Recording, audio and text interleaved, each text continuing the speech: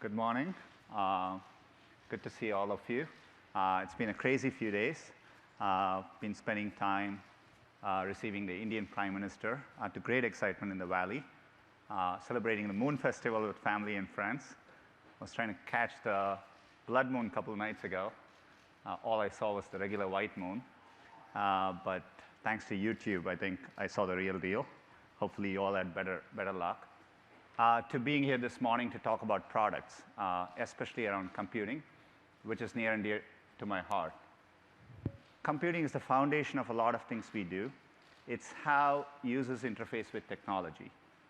And for us, the way we do it is by investing in large open ecosystems, platforms, which we build with everyone, and that helps us do this at scale. And the scale at which everything is working is pretty breathtaking to see. Just over a year ago at Google I/O, we announced Android had 1 billion 30-day active devices across the world. Fast forward to today, we now have 1.4 billion 30-day active devices, which we see in Android around the world. So we've added 400 million active devices, and the momentum is happening around the world, especially in emerging economies. In many, many places, in countries like Indonesia and Vietnam, Android has literally doubled in the last year. And what's exciting about this is, in most of these cases, these are people who are adopting a smartphone for the first time. So we are well on our way to bringing the next billion users online. We care about making sure there's entry-level, high-quality, affordable smartphones for these users as well, which is why we do Android One. We've expanded the program to many countries. We recently launched it in Turkey about a month ago, and General Mobile's Android One phone has been the best-selling phone in Turkey since then. We see the same momentum here in the US as well. If you look at education, by the end of this year, there'll be more Chromebooks than every other device combined in US schools. And we're beginning to see the same momentum outside of the US as well. In fact, in the US, we were looking at data in September. Every single day, there are 30,000 new Chromebooks which get activated. So 30,000 new kids for the first time, many of them for the first time, get access to computing in their schools. We want to serve companies as well. We announced Android for Work about a year ago, and already in the US, there are over 10,000 companies which are either testing, partially deployed, or fully deploying Android for Work. These include important institutions like the World Bank, US Army, Guardian Life, etc. This brings us to today. What we do every year is we try to push the state of the art and push the next generation of computing forward. And to do that, we build hardware. And the reason we build hardware is so that we can work together. As we build the next version of the operating system, we build the hardware along with our ecosystem partners so that we can guide the ecosystem forward. And we do that with our Nexus devices. You'll hear from the team about it today. This year, we've gone a step further. We have a more comprehensive lineup. We've thought about the range of what's possible. And more importantly, we've thought about how do we take it to market. We have thought about not just the purchase of these devices, the post-purchase experience. And you'll hear about that from the team. In addition, we've had a Pixel team whose goal has been slightly different. Their goal has been to build aspirational devices so that they can guide the ecosystem into newer areas. We did Pixel for the Chromebook to show what's possible for the Chromebook model with a touchscreen, new touchpads, and more recently, even USB-C. The same team has been hard at work for their first Android device, focused on productivity, and we call it the Pixel C, and you'll hear about it from the team today. We are, of course, thinking beyond phones and tablets. We've spoken before about the multi-screen world. Users have access to computing in several contexts throughout their day-to-day lives, including in the living room. We've taken a very different approach to computing in the living room. We do it using Chromecast, and it bets on the phone as the center of your experience. And the Chromecast team has a set of exciting updates for you as well. So in this multi-screen world, it's even more important for us as Google to do the hard work so that the user experience is simple and delightful for users. And increasingly, we do that by doing hard and deep computer science, deep learning, to make sure the end user experience is much easier on users. You'll see machine learning at work either on Now on Tap or Google Photos, and a few other examples you'll hear about today. All of this matters to users only in the form of the end user experience they see. They care about the applications and services they use. And so we obviously work with many, many developers to bring all of this together. And Google Play is the ecosystem which brings all of this together for users. And that is working at scale as well. I'm excited to announce that today, Google Play is now over 1 billion 30-day active users. So the model is, again, working at scale. And this ecosystem is what makes everything we do possible. So with that, I'm going to turn it over to the team to talk about what's up ahead. I know there have been some rumors, but hopefully we have a few things to share with you and help tell the end-to-end story. So with that, let me invite Dave Burke.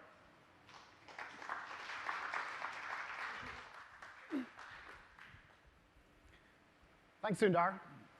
Nexus represents the latest in mobile technology directly from Google. It's the most advanced Android software built into innovative hardware developed jointly by Google and our device partners. And Nexus is Android as we've designed it, showcasing the very latest and best in material design and the newest Android software. And today, I'm super excited to announce not one, but two amazing new Nexus phones, the Nexus 5X and the Nexus 6P. So let's start with the Nexus 6P. Now, I've been using this device for several weeks, and I'm absolutely loving it. We partnered with Huawei to create the first ever full metal-bodied Nexus phone. It's crafted from aeronautical-grade anodized aluminum, and the phone is only 7.3 millimeters thin, and it has beautiful diamond-cut edges and a sculpted back that make it feel really comfortable to hold.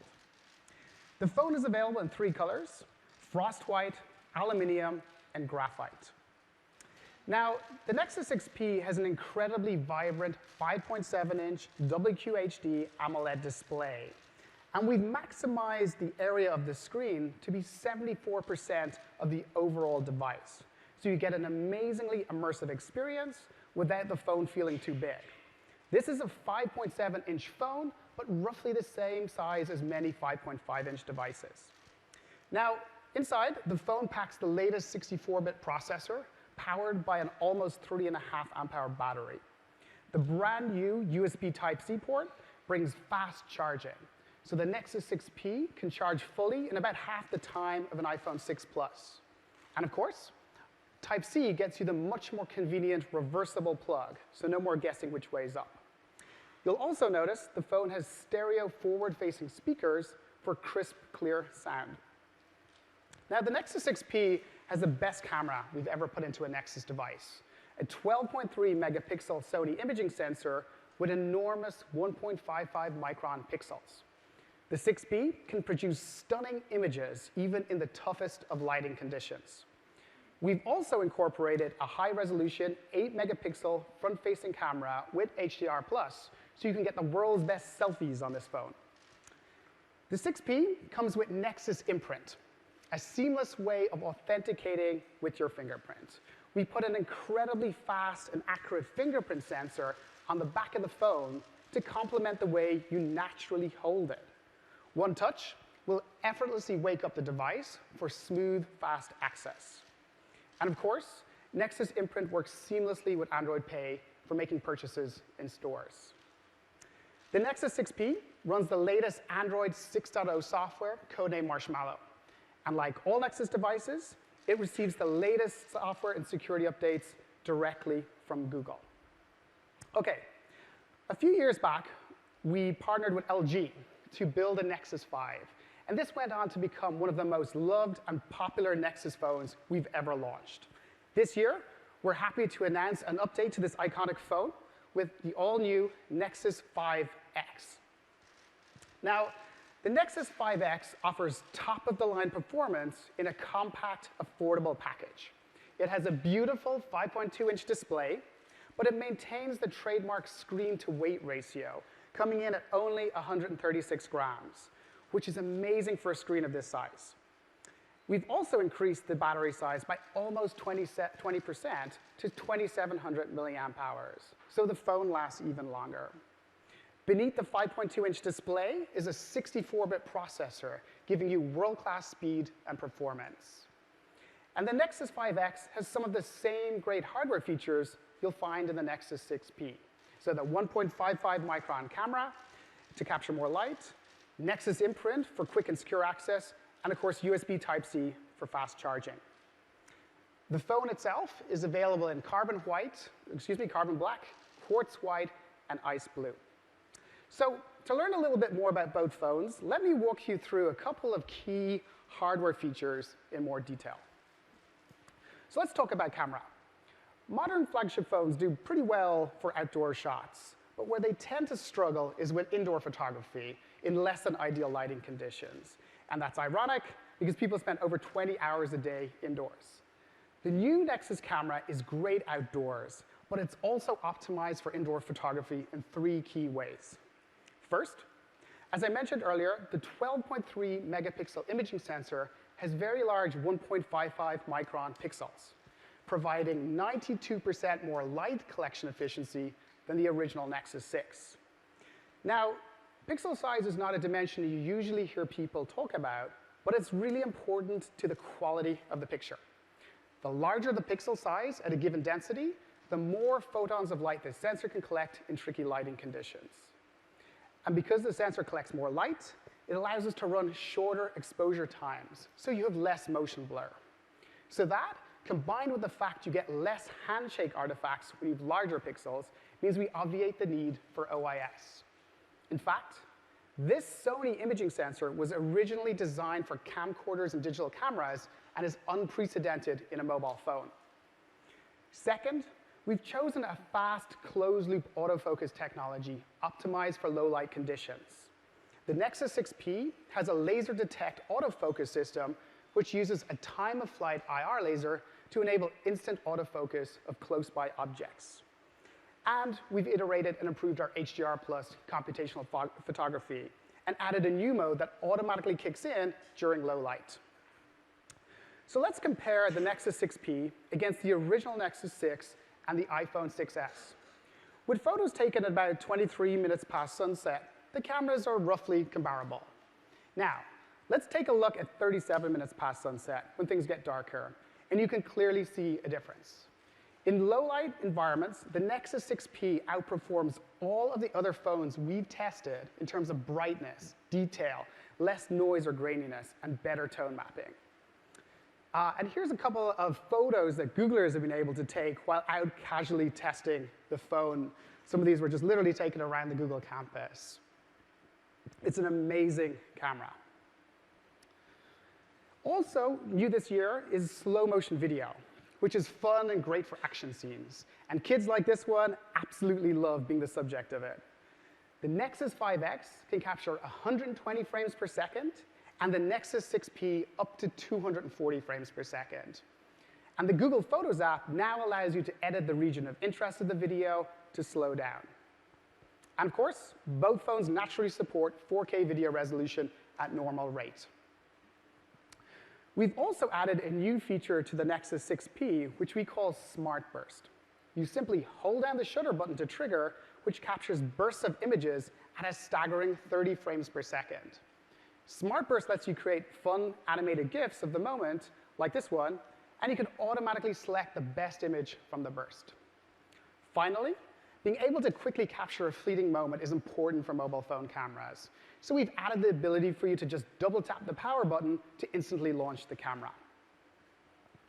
Okay, so next, I'd like to talk to you about the new Android Sensor Hub. This is a dedicated low-power processor that connects directly to the phone's sensors and runs Google's unique sensor algorithms. Now, modern smartphones are evolving to become more aware of their environment, to move beyond questions like, where am I, to more nuanced things like, how familiar am I with this area, and what am I currently doing? Answering these questions requires processing large amounts of sensor data over time in a power-efficient way. By offloading sensor processing from the main CPU to the Android Sensor Hub, we're able to run at a fraction of the power budget. The Nexus 5X and 6P uses the Sensor Hub in a couple of innovative ways. So for example, the Sensor Hub performs advanced activity recognition.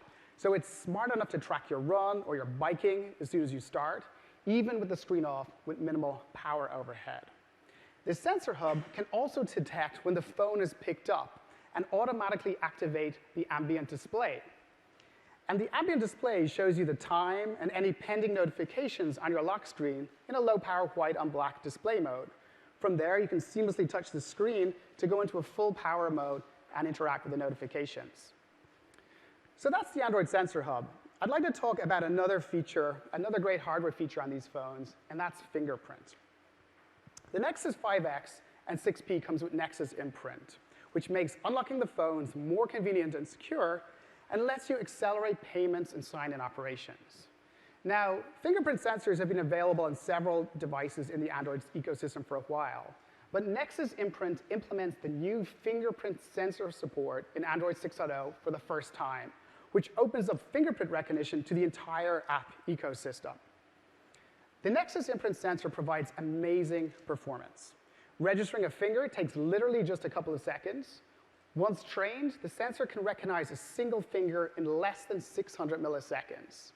It's convenient and secure, and the sensor performs with an incredibly low false reject rate, so it almost never fails. What's really cool is that Nexus Imprint gets better over time. With each use, it learns more about your unique fingerprint. So to unlock my device with Nexus Imprint, all I have to do is tap the sensor at the back, and it simultaneously wakes up the app's processor and unlocks the phone. It's incredibly smooth and lightning fast. Fingerprint unlocking is super convenient when combined with Android Pay. So when you're in a store, simply touch the back of your phone to unlock, tap the payment terminal to complete your purchase. It's that easy. On the phone itself, you can use your fingerprint to simply and quickly authorize Play Store purchases. And we've been working with partners to integrate fingerprint support across a wide range of banking and commerce apps. OK, so let's switch gears for a moment and talk about some of the features of Marshmallow that really shine on the Nexus 5X and 6P. With Android 6.0 Marshmallow, we've gone back to the basics to focus on improving the core user experience. At Google I/O in May, we talked about some of the areas we polished, like text selection improvements, a new copy and paste floating bar, volume controls, and more.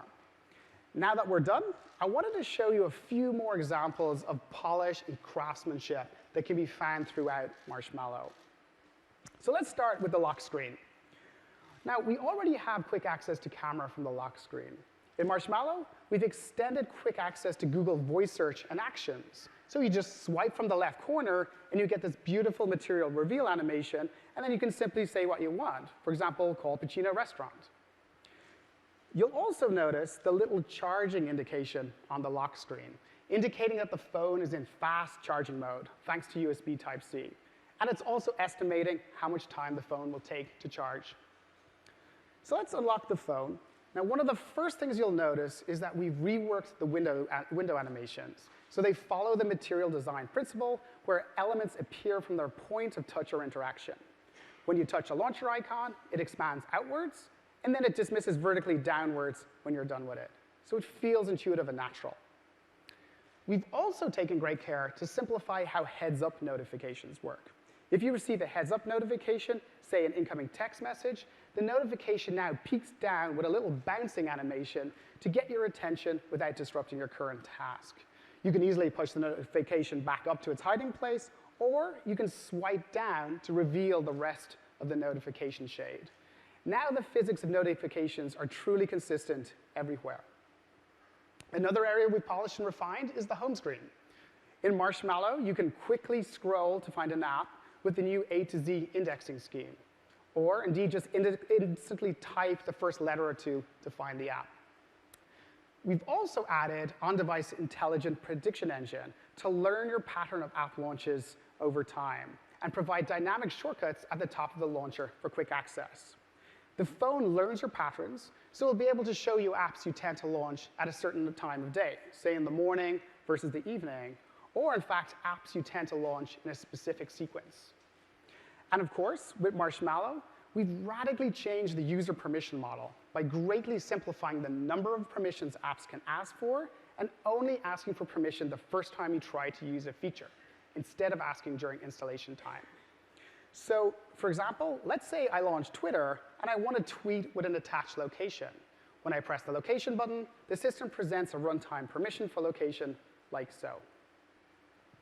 Now, we've heard loud and clear from Android users that they feel some phones come installed with too much bloatware.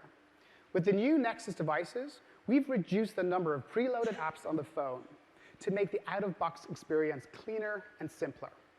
We've also developed a new system that moves over a quarter of our apps to a post-setup installation phase, which means they can be uninstalled just like any other apps. OK, so at Google I/O in May, we demoed a new feature we've been working on called Now on Tap.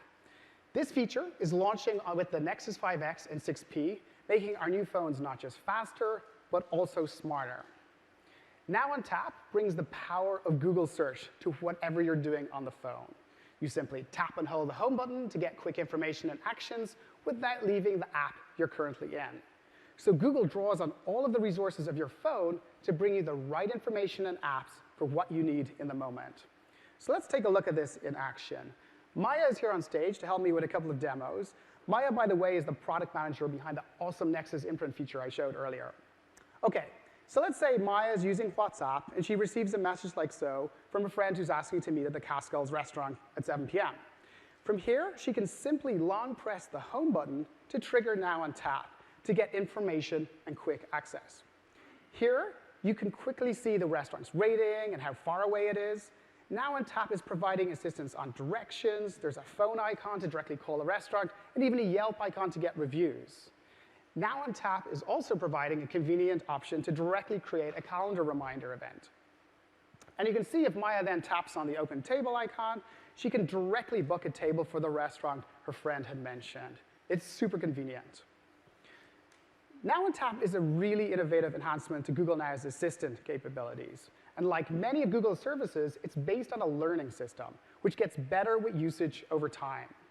And we're excited to be able to get this out to users now and continue to iterate and improve it with regular updates via the Play Store. Another cool feature in Android is voice actions, which lets you use just your voice to perform actions such as sending a text message or setting an alarm. In Android 6.0, we've extended this feature to enable app developers to build conversational voice experiences directly into their own app. So let's take a look at an example. Maya has an updated version of the NPR app on her phone that supports the new voice interaction capabilities in Marshmallow. She's able to trigger the app and then interact with the app all by her voice. So let's take a look. OK, Google, listen to NPR. Here's the latest news. Would you like to resume the California Report or catch up on the latest news? Latest news. OK, catching you up on the latest news. This is Queena Kim, and you're listening to KQED Public Radio. So what was cool here was the NPR app was able to ask a clarifying question to Maya to complete the voice action. So it's powerful and seamless. Both the Nexus 5X and 6P support always-on OK Google detection that works even when the screen is off, thanks to a hardware DSP. So any app can implement the new voice interaction capabilities to support this kind of hands-free use. OK, so let's move on and talk about battery. Our engineers have been working hard on optimizing battery life on Android for several years. With Marshmallow, we think we've made our biggest breakthrough to date. We've made Android smarter about how it manages power with the new doze mode. We're using significant motion detection to learn if a device has been left unattended for a period of time. In that case, we'll exponentially back off background activity to go into a deeper sleep state, yet still be able to respond to real-time messages. We've also optimized the system to prioritize the apps you use more frequently over those that you don't. The results in Marshmallow are pretty dramatic, and you'll especially notice the improvements if you leave your device down and forget to charge it overnight, for example. In fact, when the screen is off, the average battery life lasts 30% longer in Marshmallow on the first generation Nexus 5 and Nexus 6 devices. And these are extraordinary numbers to improve battery life by purely via software changes. And of course, the new Nexus 5X and 6P benefit from these power improvements in Marshmallow. OK, so finally, I'm happy to announce that Android 6.0 Marshmallow will begin rolling out to existing Nexus devices starting next week, including the Nexus 5, 6, 7, 9, and Nexus Player. Now, here's Sabrina to tell you more about where you can buy the new Nexus 5X and 6P. Thank you.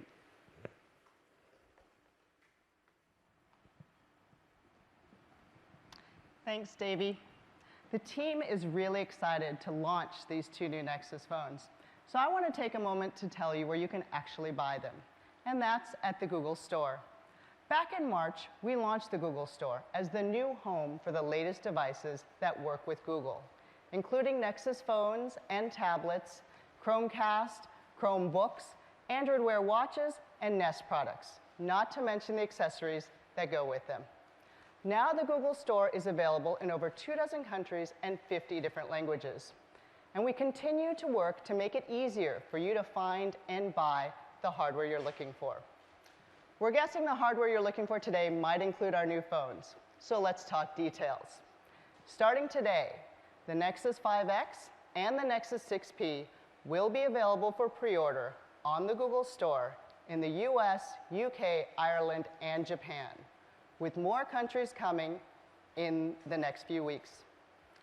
Outside the US, in addition to the Google Store, we're also partnering with leading retailers and carriers to sell both devices.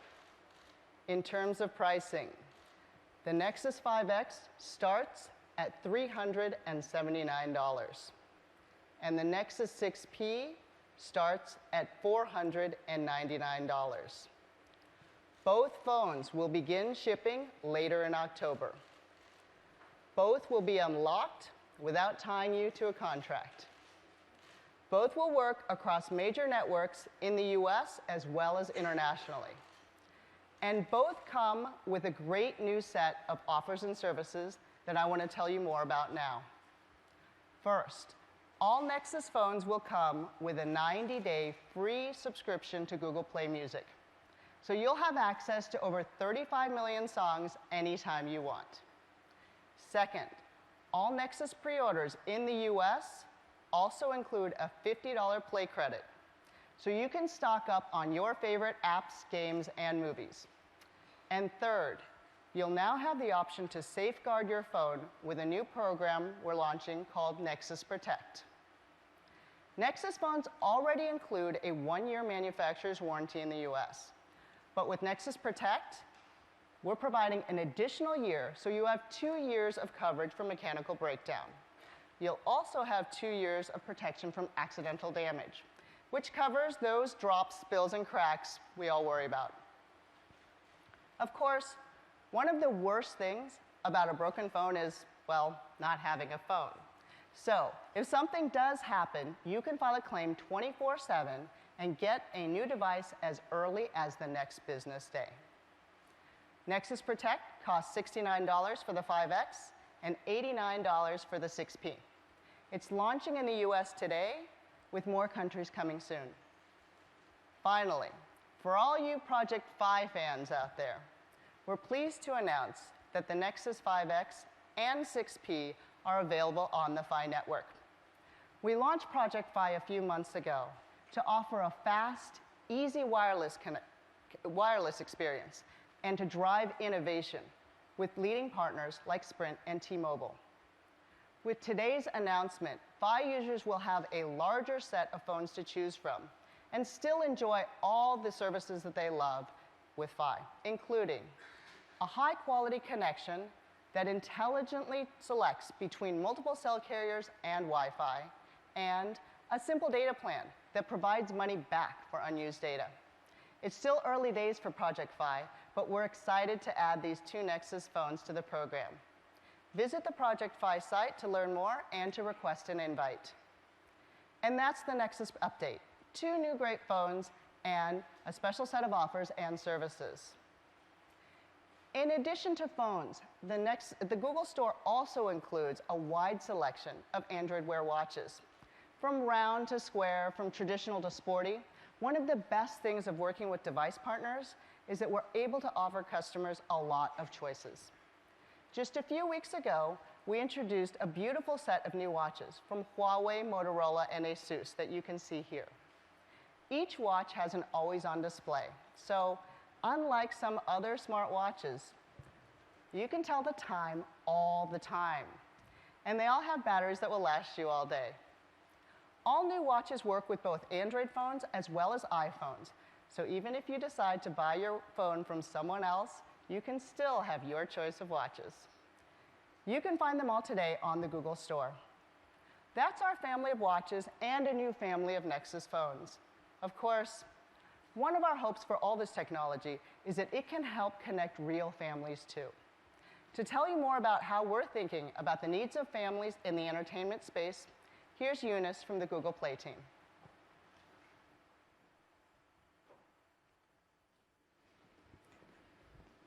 Thanks, Sabrina. Families have been a big priority for Google Play this year. We've rolled out some things that make it an even better place for families to play together.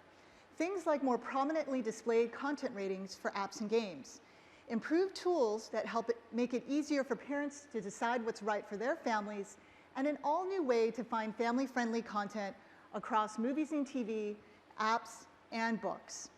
And today, I'm excited to share how we're making our music experience better for families too. I was part of the Google Play Music team when we first launched in 2011. And we've added some great features based on feedback from our users. And I want to share some of the work we've been doing on one of our most requested features, one that I've personally wanted for a while too. Let me tell you a bit more about my family to explain why. When I was in college in New York, I fell in love with East Coast hip hop, Wu-Tang Clan, Biggie, and P. Diddy. And I still come back to that music today on Google Play, whether I'm just kicking back with Biggie Radio or building out playlists with all of my old favorites. But my husband, well, he's a few years older than I am, so his tastes are a bit different. He was emo before there was even a name for that. And he still occasionally returns to 80s favorites like The Smiths, Depeche Mode, and The Cure. So we're both big music fans, which is why we have 2 Google Play Music accounts. We often listen at the same time on each of our devices, whether I'm at the office or he's out for a run, and we like music that's tailored to the stuff that we like. For families like ours, and for many more, I'm excited to announce the Google Play Music Family Plan. Starting later this year, families will be able to subscribe to Google Play Music together for just $14.99 per month for 6 people. With this offer, families can unlock the same value that they would get from individual subscriptions for just one low price. So what will this look like for us? Well, like a lot of families, we've got a bunch of devices at this point. All of us have phones, we've got a tablet, laptops for work and for school, a TV with a Chromecast, and so on. With the family plan, we can listen across all of them, and we won't interrupt each other's experience. And we'll keep getting music that's personalized to each of us. So while I'm getting ready to work out with Entering Beast Mode Radio, my husband can help him discover more music that lets him wallow in self-pity. And now, with the family plan, we can afford to give our daughter access to her own account so she can enjoy Demi Lovato and Kelly Clarkson to her heart's content. This is going to be awesome for our family. We're putting the finishing touches on the product, so look for the family plan later this year. Now, music is just one of the many areas where we're doing more for families. I'd like to hand it over to Anil, who's going to talk about some of the new features we've been building for Google Photos.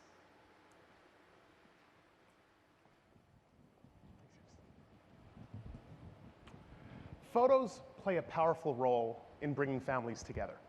There's nothing quite like that feeling of reminiscing over an old family album or the joy of creating and sharing new memories. 4 months ago, we launched Google Photos, and people love the product. We've seen tremendous adoption.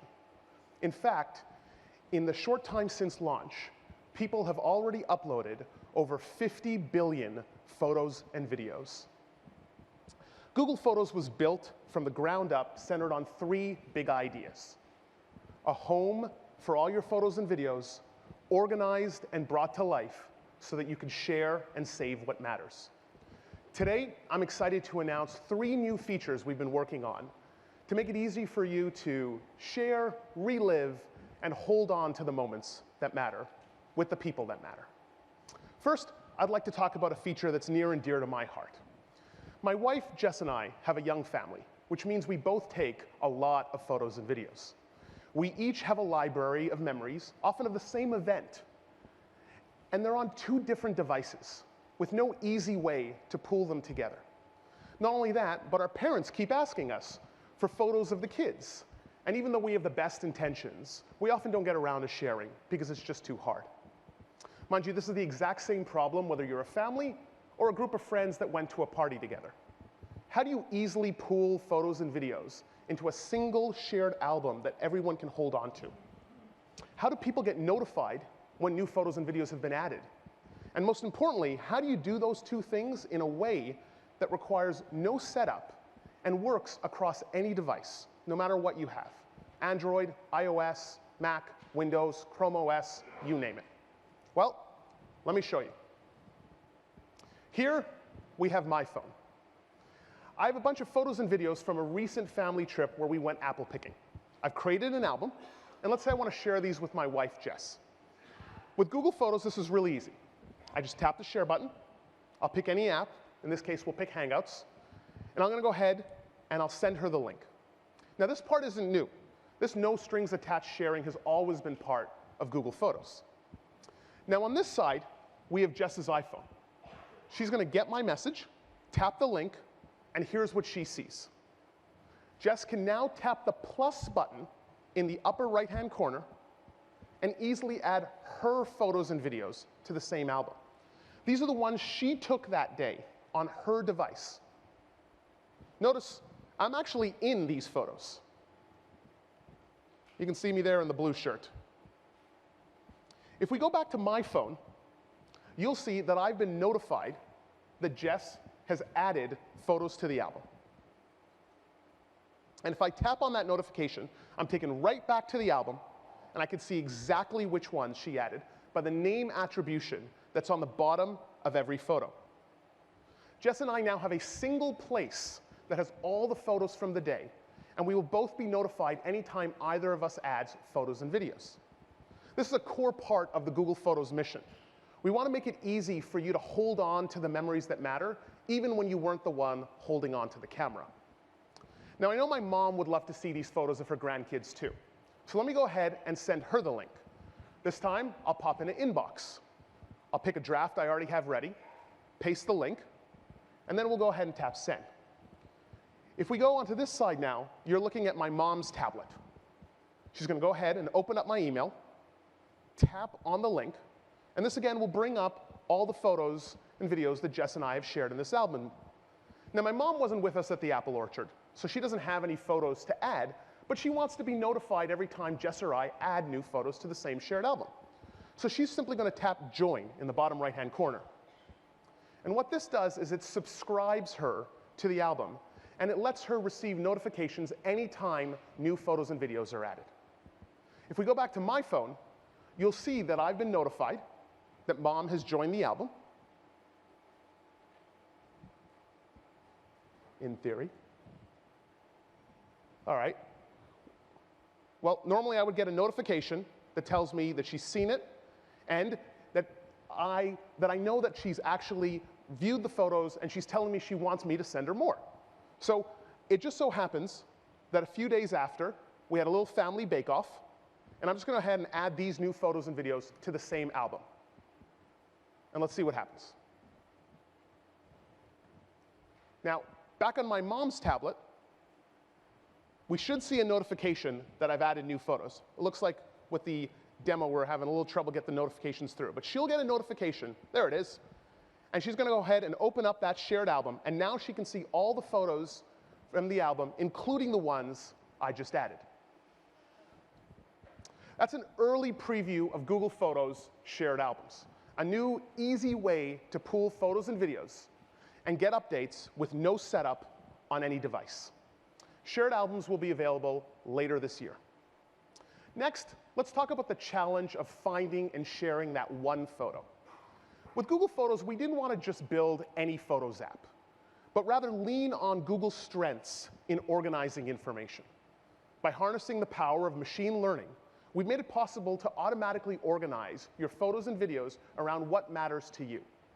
For example, you can quickly find all the photos of a single person in your library.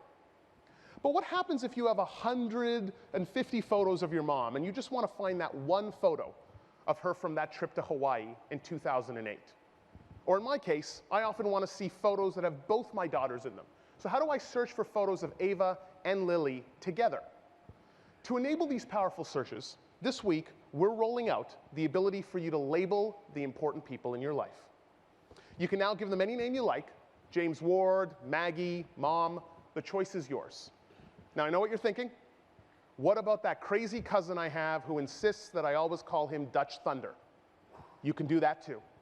These labels are 100% private to you. Once you've added these labels, you can now perform powerful compound searches like this one. Here, I search for Maggie hiking. So rather than seeing all the photos of Maggie or all the photos I have of hiking, now I get a much smaller set of results that match both. Dad at the baseball game, Aunt May and Uncle Jerry skiing, Dutch Thunder at the beach in Cancun. It's now that much easier to find and share the exact photos that you're looking for. This feature will be available on Android this week and is coming very soon to web and iOS. Finally, let's talk about those times when you want to share photos and videos with the people closest to you. And by closest to you, I mean literally closest to you, as in they're in the same room. Say you're at home, hanging out with the family, talking about that epic day you had at the skate park. You quickly pull up the photos and videos, but then what? Your phone gets passed around, or everyone huddles around your small screen, but no one can actually see or hear. Meanwhile, your TV is sitting 10 feet away, turned off, almost as if it's mocking you. Well, no more. We're bringing Chromecast to photos. Let's take a look. Here again, we have my phone, and on this side, we have a TV connected to Cast. The Photos app has detected that a Cast device is nearby, so we'll just tap the button, select the device, and you'll see we're ready to go. When I tap into a photo, it immediately shows up on the TV. I can swipe through my photos and videos, and they will automatically update on the big screen. I can even cast an animated GIF. Let's say I want to find a different photo to cast. On my phone, I can leave the full screen view, scrub through my library, zoom out. I can look at my albums. I can even do a search. Notice this whole time, the last photo I casted is still up on the big screen for everyone to look at, even though I'm navigating my library. Unlike mirroring, this lets me control which photos and videos I cast. So you don't have to worry about sharing your screen while you're searching your library for that next photo. What if your photos and videos haven't yet been backed up? No problem. If we go to the top of my library, you'll see a few photos I took this morning. And if you notice the cloud with the slash through them, this is designating that these photos haven't yet been backed up to my Google Photos account. They're purely local to the device, but I can still cast them. Chromecast in Photos is rolling out this week on Android and very soon to iOS. Photos are just one of the ways that we're making it even easier to bring people together around the biggest screen in the house. To talk a little bit more about how we're continuing to evolve the living room experience, I'd like to invite Mario from the Chromecast team. Thank you, Neil. Thank you, Neil. Let's continue with TV and home entertainment. We introduced Chromecast in July of 2013 based on the simple premise that the smartphone, powerful and familiar, is increasingly at the center of how we manage our lives, including accessing TV shows, movies, music, games, and more. Chromecast allows you to bring apps to the TV simply by extending the mobile apps you already have on your phone to the big screen. Your mobile apps have the latest features. You're already logged in. They know your preferences. Connect them to Chromecast, and your phone becomes your best remote. And our vision doesn't stop at TVs. 50% of audio listening takes place in the home. Our technology allows us to go beyond the TV screen to your other home entertainment devices, including speakers. And what about content? Since the launch of the original Chromecast, thousands of Android, iOS, and web apps have been published with support for Cast. The pace of apps launching on Chromecast is accelerating. Pick from over 200,000 TV shows and movies from premium providers like HBO and Comedy Central. I'm excited to announce that starting today, Showtime is bringing all of its content to Chromecast. And Cast support will also be available from Sling TV in the next few weeks, and many other video services will follow. In sports, we offer many of the top leagues and networks. I enjoy MLB At Bat, CBS Sports, and lots of others. And I'm really excited about Cast support coming this fall to apps from the NBA, NHL, beIN Sports, and many more partners. In music, we can stream more than 35 million songs, radio stations, and podcasts. In family apps, there's a ton of great entertainment for the kids and games on the big screen for everybody in the home. One exciting aspect of the Cast model is how apps are using the smartphone to enhance what's streaming on the TV. For example, with the recently launched NFL Sunday Ticket by DirecTV, while a game is streaming on the TV through Chromecast, you can easily browse rich information on the device in your hand without disruptive overlays on the TV. You can also very easily look for another game to flip to or discover that there is a fantasy zone that you can go to. A great experience across screens. With the Cast model, apps run on your phone and get extended to the TV. By taking advantage of the superior computing power of the smartphone, we free ourselves to optimize the hardware design of Chromecast for streaming and connectivity. We can deliver great capabilities at a very inexpensive price. Couple that with practically unlimited entertainment, and you have happy users and sales momentum. Today, we're excited to announce that we have passed 20 million total Chromecast sales globally. That's in a fraction of the time of any product in the category. Google designs Chromecast hardware in tight coupling with software to deliver fast and polished experiences.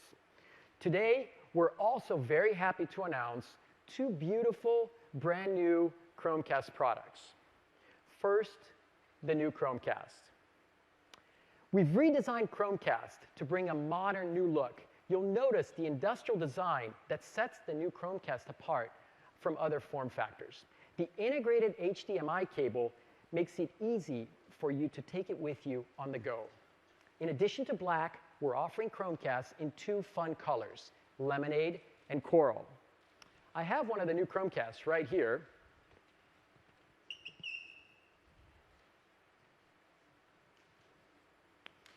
Here it is. The small size of the new Chromecast allows for it to hide behind the TV so that it doesn't clutter your living room. The integrated HDMI cable makes it really easy for you to plug it into virtually any TV, especially if you have crowded ports. Just as important, the new Chromecast hardware delivers significantly improved Wi-Fi performance. We now support 2.4 and 5 gigahertz, as well, dual band 2.4 and 5 gigahertz, as well as 802.11 AC to take advantage of the latest home networking technologies. We designed an entirely new adaptive antenna system, which includes 3 very efficient antennas and an algorithm that ensures that the Wi-Fi chip is always using the best antenna and radio frequency for the changing Wi-Fi conditions in the home. Take a look at the data that compares the original Chromecast in light blue here with competitive products of the same form factor. As Wi-Fi goes from strong to weak, throughput drops across all of the devices. Now let's add the data for the new Chromecast. Wi-Fi performance of the new Chromecast is significantly better across the entire range of conditions. The new Chromecast can sustain the flow of more data, which means higher quality video and audio, less buffering, and a superior experience. The second beautiful new Chromecast product we're announcing today is Chromecast Audio. There's a huge opportunity to bring a great audio streaming experience to your existing speakers. Fewer than 5% of US households have speakers that can connect to the internet. Chromecast Audio is a small device that plugs into an existing home speaker and streams audio through Wi-Fi from your favorite Cast-enabled apps.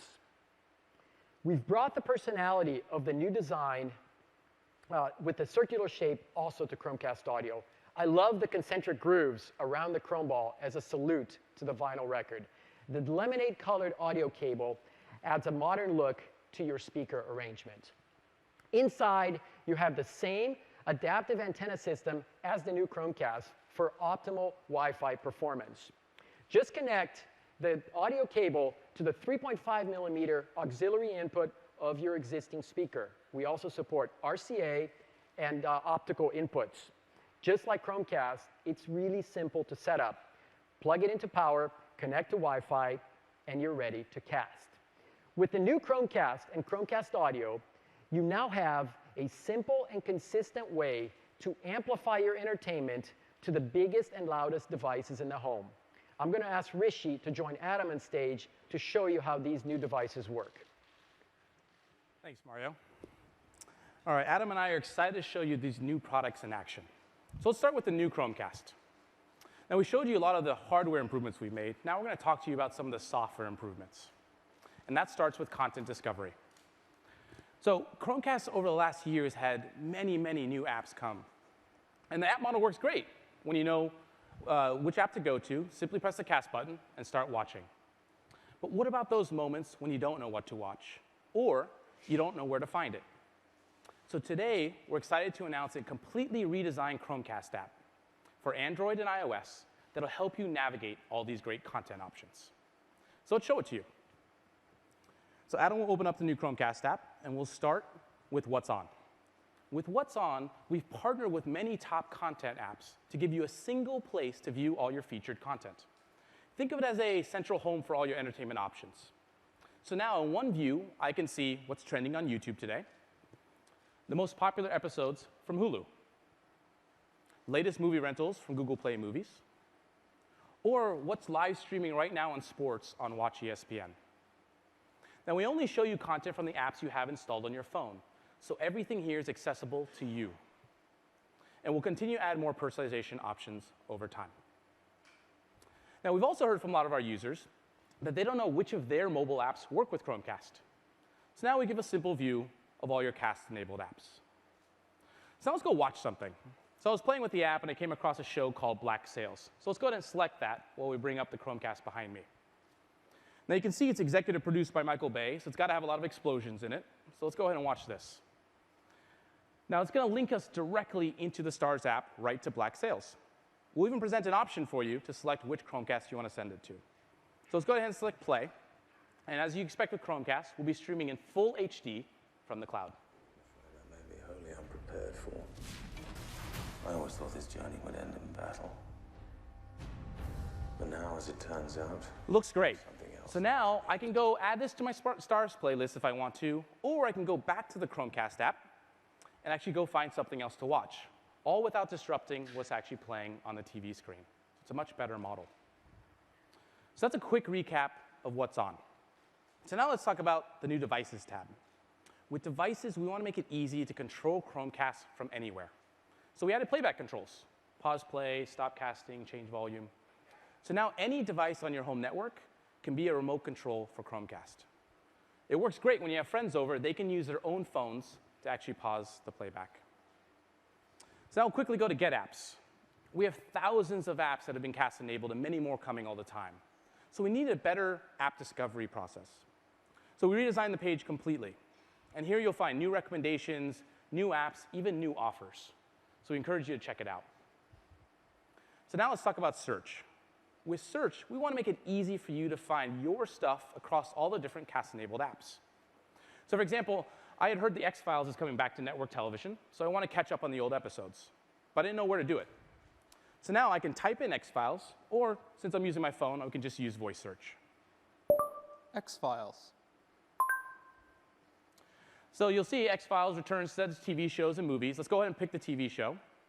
And here we'll tell you all the places you can watch it on Chromecast. Now, since I have Netflix and Hulu already installed, I can start watching it right away. But if I don't have that, we'll help you get it. Now, we're indexing many of the top content partners, including Netflix, Hulu, HBO, CBS, Fox, Comedy Central, Crackle, and more. And we'll be continuously adding more over time. Now, the other cool thing is I can go back to the search results page and also see related YouTube content, movie clips, interviews with the cast, trailers, and more. So it's a lot of fun. So that's a really quick recap of the new Chromecast app. We really think it's going to help you find great stuff to watch on Chromecast. This will be rolling out over the next few weeks on Android and iOS. OK, so now we talked about making it easy to find stuff. How about making it even faster to load? One of the challenges of streaming devices today is that when you want to watch something, you have to wait tens of seconds for the app to load and the video to buffer. We need to do better. It needs to be faster than even live TV. So we're announcing a new capability called Fast Play. This allows content developers to start prefetching apps and content on Chromecast the moment you open the app on your phone. So let me show you how well this works with Netflix. So we have two Chromecasts here, one with Fast Play and one without, so you can actually do a comparison. So the moment you open the Netflix app, Netflix is automatically detecting the Chromecast on the network and is silently preloading the app. So by the time you click the cast button, it's already there. It's much faster. In fact, in our field test, we actually see it reduces app load time by 80%. But Netflix can go even further by using content caching algorithms to predict what you want to watch before you even hit play. So let's do a search for Unbreakable Kimmy Schmidt. And what you'll find is Netflix already knows I've watched the first episode, so they're smartly downloading a small segment of the next episode. So by the time I scroll down and hit play, the video is already loaded. No more buffering. It totally changes a streaming experience. Listen up. I'm listening. Good. Now, we're going to roll this out to all content partners. Many of the improvements will be rolling out today, with content prediction features rolling out early next year. We're really excited. So now let's talk about gaming. Gaming is obviously a very big part of the living room experience. But one of the challenges is that gamers are always looking for the latest and greatest hardware. So what does that mean for a product like Chromecast, which is designed to be simple and lightweight? Well, fortunately, we can take advantage of the most powerful gaming device in many people's homes today, their smartphone. So at Google I/O, we launched new developer tools called the Remote Display APIs. This allows a game developer to take their existing mobile game and now render two screens. One screen plays locally on the phone. The other screen is then sent to Chromecast. So effectively, the entire experience is being driven by your powerful phone. So let me show you a real example with Angry Birds Go, a popular racing game. So Adam has already cast the game to Chromecast, and you can see the phone does an amazing job of rendering the game. Angry Birds Go is just much better on the big screen. Now for this demo, Adam's using an iPhone. We released the Remote Display APIs for Android and iOS, so everyone can join in the fun. And the other really cool thing is that Adam's using the accelerometer of the phone to control the racetrack. Game developers can take full advantage of the capabilities of the phone, whether it be accelerometer, gyroscope, touch, even a camera. Turns out the phone is just the best game controller, and it will continue to get better as you upgrade your phone. Now, Angry Birds Go also supports a multiplayer mode, and it's really simple to set up because as long as your friend has a phone, they have their own game controller with them. Now, this is one of several games we're releasing over the next few months. Another interesting game is WGT Golf, a personal favorite of mine. It looks amazing on the big screen. Another one is Monopoly Here and Now, where you can play 4 players simultaneously. It's a lot of fun for the family. We think Remote Display can unlock thousands of mobile games into the living room. We're excited to see where developers go with it. So that's a quick recap of the new Chromecast. We're also announcing today new feeds coming to Backdrop, including support for 500 pixel and Getty Images. And for your personal photos, in addition to supporting Google Photos, we're also announcing support today for Facebook and Flickr. There's a lot of stuff we couldn't cover today, so we hope you'll try it out and see all the new improvements for yourself. The new Chromecast will be available starting today in 17 countries. And we're going to continue to offer it for the amazing price of $35. And for those of you who want color options, that will also be available starting today from the Google Store. So that's a quick recap of the new Chromecast. So now let's talk about Chromecast audio. So many of us invested a lot of money in our audio systems, but we have no simple way to connect them to the music we love, which lives on our phones. So with Chromecast audio, we can take your existing speakers and make them smart. So let's say I'm at home and I want to listen to my home speaker. So let's go ahead and bring up my Nexus device. The first thing you're going to notice is that Chromecast audio works with all the top audio apps that already work with Chromecast today, including Pandora, iHeartRadio, TuneIn, and more. For now, let's open up Google Play Music, which is the app I use for my daily listening. So you'll see I'm already logged in. Now, Chromecast audio is automatically detected by Play Music. So we just simply press the cast button, and you see a new device type for speakers. You're going to see this is very familiar, right? We modeled it exactly after Chromecast. Regardless of whether you're casting to a television or to a speaker, we believe the experience should be simple and consistent. Just go ahead and select the device. Here's a nice little audio confirmation that you're now connected. And that's it. We don't have a complicated pairing process. And now I can just listen to my tunes.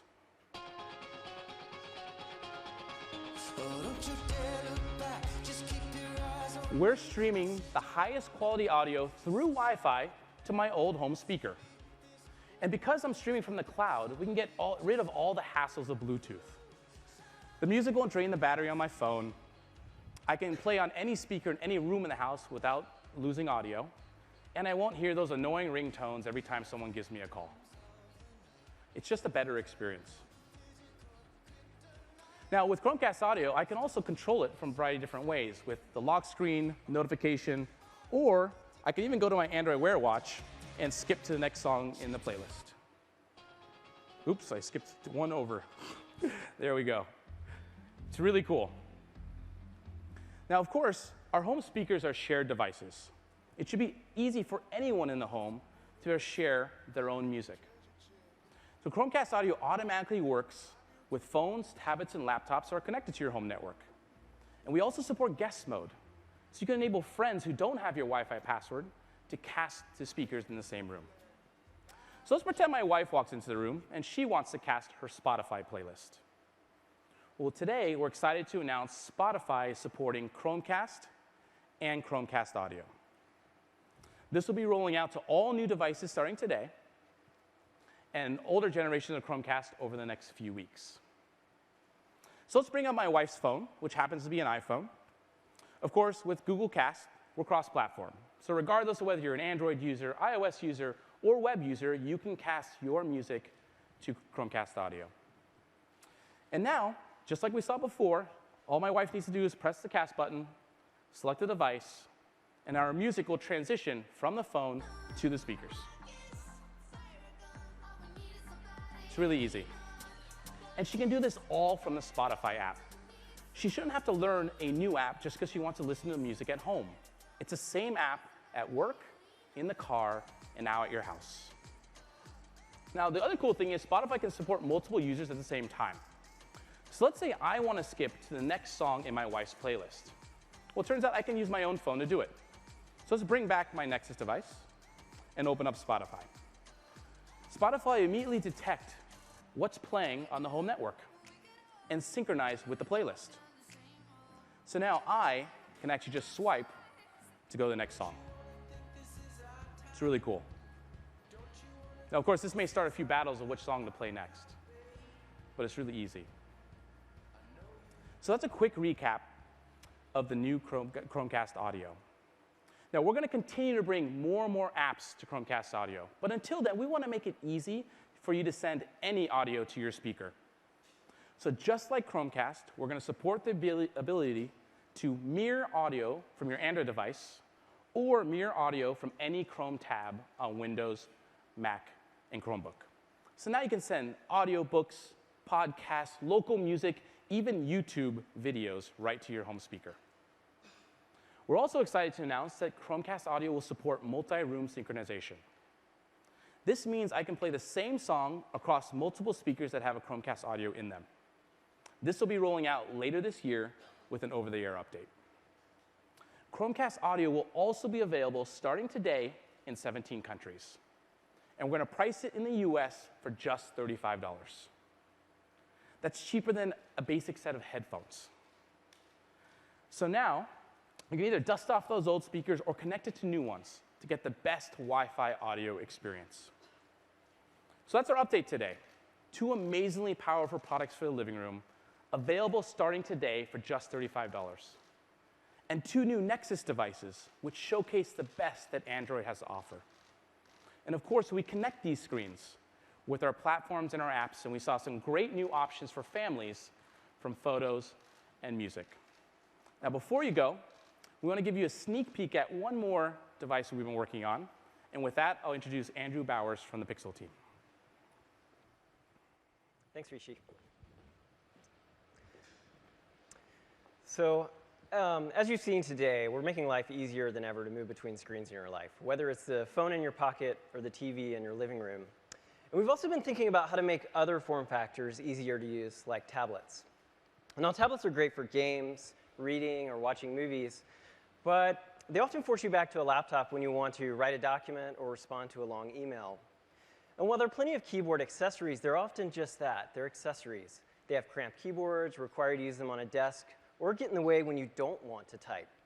So this felt like an area that deserved taking a step back and rethinking from the ground up.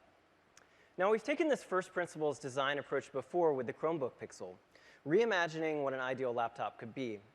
And the Pixel line has yielded many great benefits, paving the way for new technology to enable the entire Google ecosystem. Let me give you just 2 examples, expounding on what Sundar mentioned earlier. A few years ago, we introduced a vastly improved touchpad architecture on the original Chromebook Pixel, both hardware and software, that's since rolled out to many Chromebooks from many manufacturers.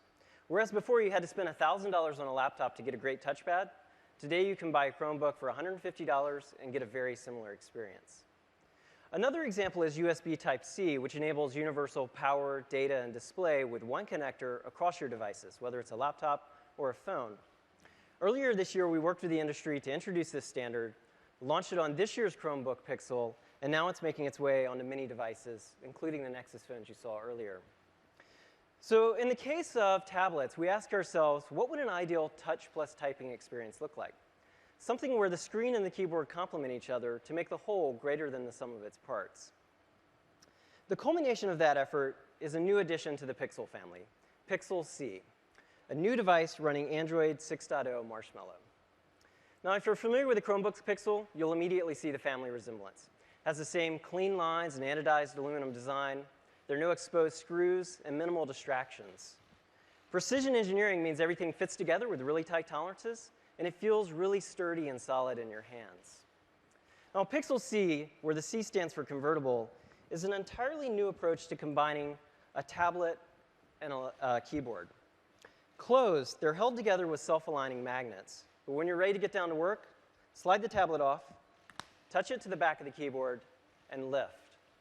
The tablet attaches magnetically, and the screen is fully adjustable between 100 and 135 degrees.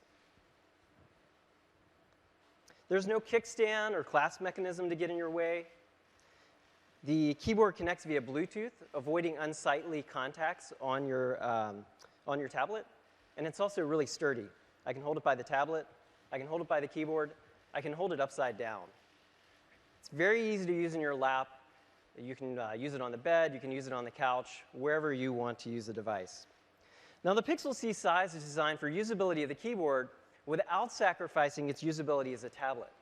The screen size is 10.2 inches with a square root of 2 aspect ratio.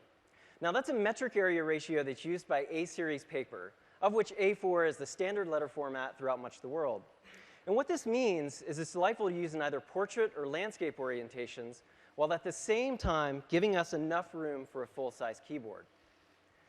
Now, for context, a typical 13-inch laptop has a 19-millimeter pitch keyboard, where it pitches the distance center to center between two keys.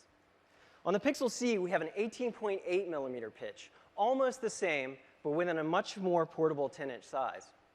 And we're able to do this by moving 5 less frequently used symbol keys from the edge of the keyboard to the on-screen keyboard. And this works because your hands are in very close proximity to the screen. Now, the Pixel C's keyboard has the same great feel as the Chromebook Pixel, 1.4-millimeter travel, very responsive force curve. We've tested the layout and the keyboard overall extensively and find it to be a really great touch typing experience. And it's not just for US layouts. This works for international keyboards as well. Now, while we do lots of typing, sometimes you just want to use the tablet itself, and the keyboard shouldn't get in the way in that case. So with the Pixel C, the keyboard attaches to the back of the tablet securely so that it's out of the way but close by. And unlike Bluetooth accessories, the Pixel C knows when to use the physical keyboard and when to use the on-screen keyboard. So I can enter in here on the screen, but then if I want to do more extensive typing, the keyboard's there for me. Now, it is a Bluetooth keyboard. It has a small battery, but you'll never have to charge it either. When closed, the tablet inductively charges the Pixel C's keyboard. Just a few minutes a day closed will keep the battery topped up. And if you don't close it for a while, don't worry. The keyboard will last for over 2 months of daily active usage without ever recharging. So this keyboard experience is really nice, but we think you're also going to like the tablet. The Pixel C's display lives up to its name with 308 pixels per inch. That's 4.6 million pixels if you're keeping count. It's super bright at 500 nits and has amazing sRGB color gamut. All of this while keeping the power low enough for great battery life on a tablet. Driving all of those pixels is an NVIDIA X1 quad-core processor with a desktop-class Maxwell GPU. Now, if you're familiar with graphics, you'll realize that's a lot of graphics horsepower in a mobile device. You'll see that games really shine. We've put stereo speakers on either side so that movies come to life as well. And with the adjustable angle screen, there's no more propping up your tablet on books or pillows to watch a movie. As you saw earlier, Marshmallow makes voice input even more powerful. And while a phone is often close by, you maybe leave your tablet on the coffee table or on a desk. So to enable far-field voice input, we've added 4 microphones. So now you can have voice interactions from across the room. Of course, the tablet charges with USB Type-C. And one of my favorite features for a quick check of battery life, double tap on the light bar. Now, all of the great Marshmallow features you saw earlier are here. And like our other Pixel devices, the Pixel C will get better over time with software updates every 6 weeks. We think the Pixel C's tablet and keyboard experience really unlocks new ways to both play and be productive on one device. The Pixel C will be available in time for the holidays on the Google Store, starting at $499 for the tablet and $149 for the keyboard. We're really excited to be expanding the Pixel family to now span both Chromebooks as well as Android tablets. Like Nexus, Pixel pushes the boundaries of what's possible with technology, making the entire Google ecosystem better for our users. Expect to hear more about the Pixel C in the coming months. So we hope we've given you a good sense of what's to come today. We think you're going to like it. And with that, let me hand it back to Chelsea.